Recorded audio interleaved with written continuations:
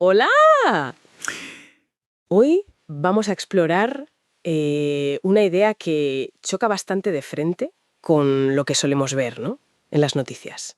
Sí, es contraintuitiva, digamos. La posibilidad de que, aunque parezca mentira, la violencia humana, pues que lleven milenios disminuyendo. Drásticamente, además. La famosa tesis de Steven Pinker. Eso es. Nos vamos a basar en las ideas clave de su libro, The Better Angels of Our Nature, usando un resumen que analiza bien su argumento y, claro, la enorme polémica que levantó. Que fue considerable, sí. Nuestra misión hoy, pues entender por qué Pinker cree esto, que vivimos en la época más pacífica, y por qué tantos expertos lo ponen en duda. Exacto. Ver los argumentos y las críticas. ¿Somos realmente menos violentos que nuestros antepasados? Venga, vamos a verlo. Pues sí.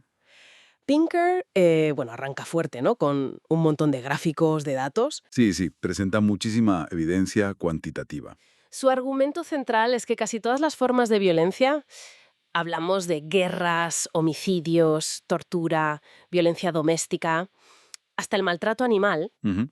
pues que todo eso ha caído en picado a lo largo de la historia. Y lo interesante es que no dice que sea porque hayamos cambiado biológicamente, No, eso es importante. No es un cambio biológico, según él. sino por cambios culturales, sociales, fuerzas muy potentes. Exacto. Él identifica lo que llama 5 grandes motores históricos detrás de de esta supuesta disminución. A ver, El primero es el Leviatán, o sea, la aparición de estados fuertes, centralizados, que tienen el monopolio del uso legítimo de la fuerza. vale, la idea de que si hay un Estado que impone la ley, pues la gente deja de tomarse la justicia por su mano, ¿no? Menos venganzas, menos guerras tribales. Eso es, disuade la violencia privada, digamos. Luego está el comercio. Ajá. Suena simple, pero él argumenta que el intercambio económico hace que otras personas, incluso desconocidos, pues valgan más vivas que muertas. Claro, si puedes comerciar con alguien. Exacto, fomenta la cooperación, la confianza mutua y reduce esa tendencia a deshumanizar al otro. Entiendo.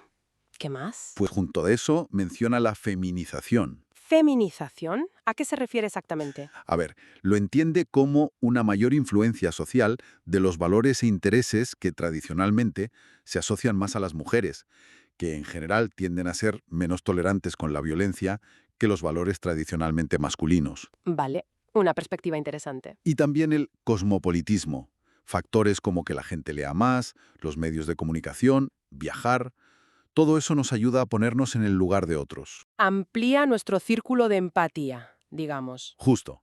Y la última pieza que él pone sobre la mesa es la escalera de la razón. La razón con mayúsculas. Sí. Bueno, se refiere a la aplicación creciente de la lógica, del conocimiento, de la racionalidad, para resolver problemas. Se empieza a ver la violencia no como una competición que hay que ganar sí o sí. Sino como un problema a solucionar. Exactamente. Como un problema que podemos abordar con inteligencia. Entonces, la idea es que estas 5 fuerzas, Leviatán, comercio, feminización, cosmopolitismo y razón, Ujú. nos empujan a ser mejores, ¿no? Potencian nuestros mejores ángeles, como él los llama. La empatía, el autocontrol, el sentido moral. Eso es. Y nos ayudan a controlar nuestros demonios internos. La agresividad, el buscar dominio, la venganza, el tribalismo. Y para apoyar todo esto, da ejemplos históricos muy potentes. El proceso civilizador, ¿no? Sí, esa es una de las tendencias clave que cita. La caída brutal de las tasas de homicidio en Europa desde la Edad Media. Hablamos de... fíjate, en sitios como Londres u Oxford, la probabilidad de morir asesinado se redujo decenas de veces. Es espectacular. Impresionante. Y también habla de la larga paz. Exacto. La ausencia de guerras entre las grandes potencias mundiales desde 1945. Algo inédito en siglos anteriores. Vale, el argumento es potente, está muy documentado. Figuras como Bill Gates dicen que es un libro fundamental. Sí, recibió muchos elogios por su ambición, por el uso de datos, por ese optimismo, un optimismo razonado, dice Pinker. Pero, siempre hay un pero. Aquí viene el pero grande, sí, porque el libro desató una tormenta de críticas. Y desde muchos campos distintos. Historia, antropología, estadística. Vale, metamos mano a las críticas. ¿Dónde dicen los críticos que falla el argumento de Pinker? ¿Cuáles son los puntos débiles? Pues mira, Una línea de ataque muy fuerte viene del lado de la estadística. Ajá. Académicos como Nassim Taleb, por ejemplo, dicen que esa larga paz podría ser, bueno, una ilusión estadística. ¿Cómo? Una ilusión. Argumentan que, aunque haya menos guerras pequeñas o medianas, el riesgo de conflictos catastróficos, de esos que llama eventos de cola gorda, con muchísimas muertes, Ujú. quizá no ha disminuido o incluso ha aumentado con las armas nucleares y demás. Exacto. Y otros critican también que centrarse solo en muertes en combate, como hace Pinker a menudo, ignora el aumento brutal de víctimas civiles en las guerras modernas. El siglo XX fue terrible en eso. Claro, las métricas importan. Cuestionan si lo que mide Pinker refleja bien el riesgo real o el sufrimiento total. Eso es. Y luego está la parte histórica y antropológica. La idea de que antes éramos muchísimo más salvajes. Ahí hay un debate enorme. Antropólogos como R. Brian Ferguson acusan a Pinker de seleccionar los datos que le convienen, de exagerar la violencia en las sociedades preestatales. Para que su curva descendente parezca más impresionante, ¿no? Justo. Y también se le critica una visión quizá demasiado centrada en Occidente, en Europa, minimizando, por ejemplo, la violencia brutal del colonialismo europeo. Que a menudo la ejercían esos mismos leviatanes, esos estados modernos. Exacto. O ignorando otras trayectorias históricas fuera de Europa y Norteamérica. Vale, o sea, ¿dudas sobre los datos? ¿Dudas sobre la interpretación de la historia? ¿Hay algo más? ¿Alguna crítica, no sé, más filosófica? Sí, totalmente. Hay objeciones importantes sobre si debemos fijarnos en las tasas relativas, o sea, el porcentaje de muertes violentas sobre la población total. Ujú. O en las cifras absolutas, el número total de muertos. Exacto. Una guerra hoy puede matar a millones, una cifra absoluta impensable hace siglos, aunque sea un porcentaje menor de la población mundial. ¿Podemos decir que eso es menos violento? Es una pregunta ética complicada. Ya, es un buen punto. Y además, se critica lo que algunos ven como un optimismo ilustrado un poco ingenuo. Una fe casi ciega en la idea de progreso, que ignora los lados oscuros de la modernidad, o quién decide qué es civilizado y qué no. Entendido. Entonces el panorama es complejo. Por un lado, tenemos una tesis muy potente, muy documentada, que nos dice que la violencia ha bajado gracias a fuerzas como el Estado, el comercio, la razón.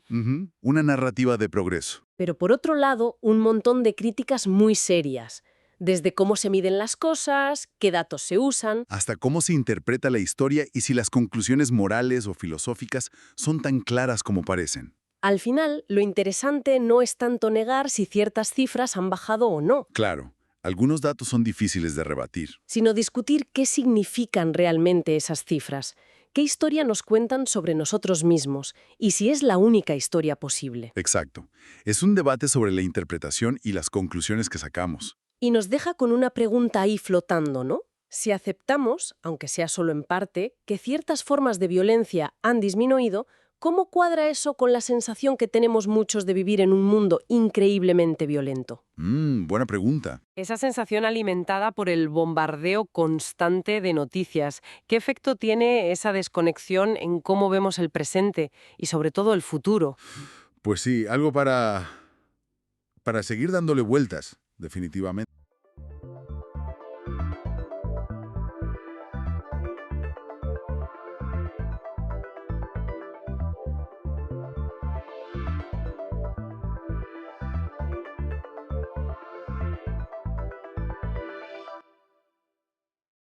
Bienvenidos. Hoy vamos a meternos de lleno con el tabaco. Una planta, bueno, con una historia densísima y un impacto global, ¿eh? Bastante complejo. Vamos a usar material de enciclopedia para intentar sacarlo clave. La idea es entenderlo mejor. Orígenes, usos, producción, consumo y, claro, todas las polémicas. Empezamos el viaje en América, ¿vale? Allí es donde tiene sus raíces más profundas. Algunas culturas nativas lo cultivaban y usaban, de forma tradicional, no solo socialmente, también en ceremonias. Para sellar acuerdos de paz, por ejemplo, lo veían como un regalo del creador. Fíjate. Precisamente. Y esa visión, pues, cambió radicalmente con la llegada de los europeos. Ahí su popularidad se disparó. Fue Francisco Hernández de Toledo, enviado por Felipe II, quien trajo las semillas a Europa, allá por 1559. Y lo curioso es que las plantaron cerca de Toledo, en una zona llamada Los Cigarrales. Nombre curioso, ¿verdad?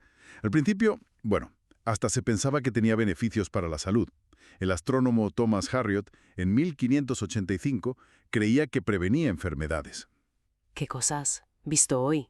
Y rápidamente se convirtió en un cultivo comercial clave. Dicen que salvó de la ruina a la colonia inglesa de Jamestown. Llegaron a usarlo como moneda. Eso da una idea. Y por supuesto los puros cubanos, famosos mundialmente desde el siglo XVIII.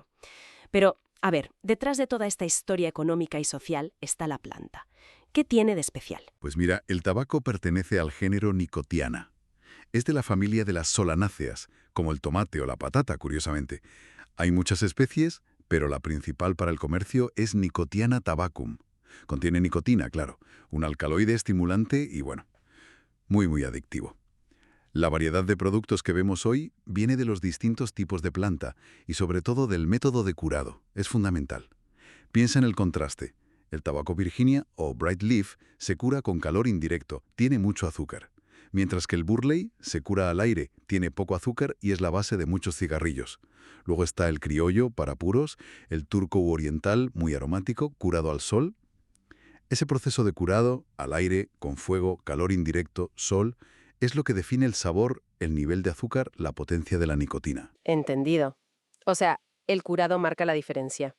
¿Y hoy dónde se produce principalmente? China es el líder indiscutible. Produce más de un tercio del total mundial. Una barbaridad. Le siguen India y Brasil. Y es interesante ver cómo la producción global creció un 40% entre el 71 y el 97. Pero ese crecimiento fue sobre todo en países en desarrollo. En los desarrollados, de hecho, bajó. El gobierno chino, además, tiene un monopolio estatal. Controlan producción, precios, todo. Un control férreo, sí. Y en cuanto al consumo, más allá del cigarrillo, ¿qué otras formas hay? Las formas son muy variadas. Fumar es lo más conocido. Cigarrillos, puros, pipas, las cachimbas o shishas. Pero también se masca, se aspira como rape o snuff. O se consume en formas como el snus sueco, que es tabaco en polvo húmedo, o el gutka en India, una mezcla con nuez de betel. Y lo más fascinante, si miras atrás, históricamente se usaron hasta enemas de humo de tabaco. ¿Enemas de humo? ¿En serio? Sí, tanto por indígenas americanos como por europeos. Creían que estimulaba la respiración. Increíble, bueno, hemos visto la historia, la planta, la producción, el consumo tan variado. Pero todo esto tiene una cara B, un impacto enorme y bastante oscuro. Enorme y devastador, sí. La Organización Mundial de la Salud es clara. Es la principal causa de muerte prevenible en el mundo. El humo tiene miles de sustancias tóxicas. Hablamos de benzopireno, que es cancerígeno, cianuro, incluso un isótopo radiactivo, el polonio 210. Causan cáncer, enfermedades del corazón, de pulmón, vamos. Y ojo, no solo afecta a quien fuma. El humo de segunda mano también es muy peligroso, causa miles de muertes. Un problema de salud pública de primer orden, desde luego. Pero antes mencionabas su importancia económica. Ahí está la gran contradicción. Por un lado, genera ingresos masivos. El mercado global, sin contar China, se estimó en unos 760.000 millones de dólares en 2010. Y los impuestos son una fuente muy importante para los gobiernos. Pero por otro lado, los costes sanitarios son brutales. Solo en Estados Unidos, por ejemplo, más de 225.000 millones de dólares al año en 2014. Y eso sin contar los problemas sociales y ambientales asociados a la producción. El trabajo infantil es un drama en sitios como Malawi. Los niños sufren la enfermedad del tabaco verde. Es una intoxicación por nicotina al manipular las hojas húmedas. Además del uso masivo de pesticidas, la deforestación para conseguir leña para el curado. Un panorama realmente complejo, lleno de contrastes. Exacto. El tabaco es un ejemplo perfecto de esto, de usos sagrados y motor económico a crisis de salud pública y fuente de problemas sociales y ambientales muy graves. Y si conectamos todo esto, surge una pregunta importante, me parece. Hay millones de pequeños agricultores en todo el mundo que dependen económicamente de este cultivo. Entonces, ¿cómo equilibrar esa realidad con la necesidad urgente, clarísima, de reducir el consumo de tabaco y sus consecuencias devastadoras? Ahí queda eso, para reflexionar.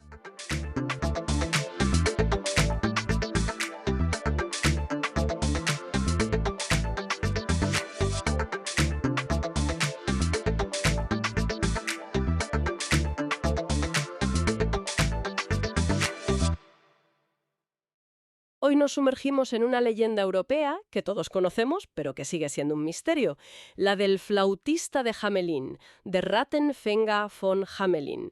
Vamos a viajar mentalmente a esa ciudad alemana, Hamelin, en Baja Sajonia, para intentar entender qué hay detrás de esa figura tan colorida y siniestra. Exacto. Es una historia fascinante. El relato más popular nos lleva a 1284. Hamelin, estaba infestada de ratas, una plaga terrible. Y aparece este flautista, ¿no? Eso es, un tipo vestido de forma llamativa que ofrece librar a la ciudad de las ratas a cambio de una buena suma, 1000 florines. 1000 florines, que no era poco. No, y lo consigue. Toca su flauta, las ratas le siguen como hipnotizadas hasta el río Wizard y allí pues se ahogan todas. Problema resuelto. Pero aquí es donde la cosa se tuerce, claro. El alcalde se echa atrás. Sí. El alcalde decide que es demasiado dinero y le ofrece muchísimo menos. Creo que solo 50 florines. Una miseria comparado con lo prometido. Uf, mala decisión. Malísima. El flautista, lógicamente, se enfurece y planea su venganza. Vuelve el 26 de junio, que es el día de San Juan y San Pablo, un día festivo. Y vuelve a tocar la flauta. Pero esta vez no son las ratas las que le siguen, son los niños de Hamelin. 130 niños. 130. Es una cifra muy concreta. ¿Y qué pasa con ellos? Desaparecen. Se los lleva. Las leyendas luego varían mucho sobre el destino. Algunos dicen que a una cueva en el monte Koppenberg, una colina cercana. Otros que acabaron en Transilvania, fíjate. O incluso que se ahogaron también en el río Weser. ¡Qué terrible! Y mencionaste una calle. Ah, sí, la Bungelosenstraße. La calle sin tambores o sin música. Se supone que fue el último lugar por donde pasaron antes de desaparecer. Y bueno, por respeto, incluso hoy en día, no se permite tocar música ni bailar en esa calle. Increíble que esa tradición perdure. Pero a ver, si rascamos un poco la superficie de la leyenda, parece que la historia real es diferente, ¿no? Sobre todo el tema de las ratas. Justo. Es que eso es muy importante. Las ratas son un añadido bastante posterior. Parece que se incorporaron a la historia sobre 1559, más o menos. Las fuentes más antiguas no hablan de ratas. Ah, ¿y qué dicen esas fuentes antiguas? Hablabas de una vidriera. Sí, la prueba más temprana, aunque ahora perdida, era una vidriera en la iglesia de Hamelin, de alrededor del año 1300. Por las descripciones que tenemos, parece que no era un cuento de hadas, sino que conmemoraba un evento trágico real que ocurrió en la ciudad. Un evento real. Y sabemos algo más concreto. Mencionaste también un manuscrito. Exacto, el manuscrito de Lüneburg, que es de mediados del siglo XV, más o menos 1440-1450. Contiene el relato en alemán más antiguo que conservamos y parece basarse en una crónica anterior de 1370. ¿Y qué cuenta ese manuscrito? Pues habla claramente de la desaparición de 130 niños de Hamelin el 26 de junio de 1284. Dice que fueron guiados por un joven flautista hacia un lugar llamado Calvario, o Koppen, la colina, e incluso menciona un supuesto testigo ocular, la madre de un deán local. O sea que la fecha, 1284, y la cifra, 130 jóvenes, aparecen ya muy pronto. Sí, y no solo ahí. Hay más inscripciones en la propia Hamelin que lo corroboran. En la fachada de una casa famosa, la Rattenfänger House, había una inscripción. También en la casa de bodas. Todas repiten la misma cantinela. 26 de junio de 1284, 130 hijos de la ciudad desaparecidos. Vale, entonces la misión aquí es intentar averiguar qué suceso histórico real pudo ser el germen de esta leyenda tan potente. Eso es. Dejando a un lado el folclore de las ratas y la magia, parece que en Hamelin sí ocurrió algo traumático en 1284 relacionado con la pérdida de muchos de sus jóvenes. ¿Y qué teorías manejan los historiadores para explicarlo, más allá de la leyenda, pura y dura? Bueno, se han propuesto varias cosas. Algunas hipótesis apuntan a causas, digamos, naturales. Quizá una epidemia que afectó sobre todo a los jóvenes, una enfermedad repentina. Como la peste negra, aunque fue posterior, ¿no? Claro, la gran peste negra es del siglo XIV. Pero pudo haber otras epidemias locales, o también se habla de accidentes, un deslizamiento de tierras en el monte Koppen o un ahogamiento masivo en el río. Y en ese caso el flautista sería como... Un símbolo. Pero creo que hay otra teoría que ahora tiene más peso, ¿verdad? Sí, la verdad es que sí. Es la teoría de la emigración. Hoy por hoy, Es la explicación más aceptada, incluso por la propia web oficial de Hamelin y por estudiosos como Jürgen Udolf. ¿Emigración? ¿Los niños se fueron? Bueno, quizá no niños en el sentido de infantes. La palabra alemana original puede referirse a los hijos de la ciudad, o sea, los jóvenes ciudadanos, adolescentes o adultos jóvenes. La teoría dice que fue una salida masiva y organizada para colonizar otras tierras, ¿Colonizar? ¿Hacia dónde? hacia el este de Europa. Pero una época de expansión alemana hacia el este, lo que se llama el Ostsiedlung. Después de algunas batallas importantes como la de Bornhöved en 1227, se abrieron territorios en zonas como Moravia, Prusia, Pomerania, incluso Transilvania, aunque eso es más debatido. ¿Y por qué se irían de Hamelin? Pues seguramente por razones económicas. Podría haber superpoblación en la zona de Hamelin, falta de tierras o de oportunidades para los hijos no primogénitos. La colonización ofrecía una salida, una promesa de tierras y un futuro mejor. ¿Y el flautista? ¿Quién sería en este escenario? Podría ser la figura histórica del locator. Eran básicamente reclutadores profesionales, agentes contratados por nobles o señores feudales para atraer colonos a esas nuevas tierras del este. A veces, se dice, vestían de forma llamativa para destacar y atraer gente. Vaya, eso encajaría con la descripción del flautista de ropas multicolores. Por ejemplo, ha rastreado apellidos comunes en Hamelin en el siglo XIII y los ha encontrado con una frecuencia sorprendente en algunas de esas regiones de destino en el este, como cerca de Starogaret, en la actual Polonia. O sea, que lo que empezó como un evento histórico, una migración juvenil masiva y organizada. Ujú. Quizás vista como una pérdida dolorosa por las familias que se quedaron, claro. Acabó transformándose con el tiempo en esta leyenda oscura que conocemos hoy. Parece la explicación más plausible. Un hecho real, posiblemente traumático para la comunidad, se fue cubriendo con capas de folclore. Más tarde se fusionó con otros elementos, como el miedo a las plagas de ratas, que eran un problema real en las ciudades medievales, y la figura del reclutador se convirtió en este ser mágico y vengativo. Es fascinante cómo la memoria colectiva puede reinterpretar un suceso histórico hasta convertirlo en algo completamente distinto. Nos deja pensando, ¿verdad? Desde luego. ¿Cuántas otras leyendas, cuántos mitos que damos por pura fantasía no tendrán en su origen un eco distorsionado de un hecho real, de un trauma social o de un gran cambio histórico que la gente necesitó explicar de alguna manera? Es una pregunta muy interesante para seguir explorando en otras historias. La línea entre historia y leyenda a veces es, muy fina.